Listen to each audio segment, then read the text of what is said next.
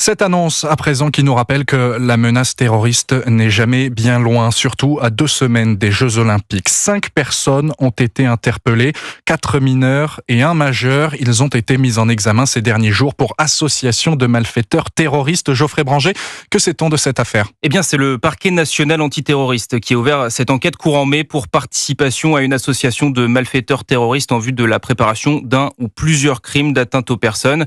Les suspects communiquaient entre eux via une messagerie en ligne. Les échanges révèlent une appartenance à l'idéologie djihadiste et leur volonté de rejoindre une organisation terroriste. Certains évoquaient également des projets d'action violente. Ces investigations ont d'abord conduit à l'interpellation le 22 mai d'un jeune homme de 17 ans dans les Hauts-de-France. À l'issue de sa garde à vue, il a été mis en examen. Selon le parquet, il souhaitait commettre un attentat dans son lycée lors de la fête de fin d'année. Depuis, 4 autres personnes âgées de 14, 16, 17 et 20 ans ont été interpellées. L'un dans le courant du mois de juin, les autres entre jeudi et vendredi de cette semaine. Tous sont mis en examen pour leur implication dans ce groupe d'échanges djihadistes. La personne âgée de 14 ans a été placée sous contrôle judiciaire.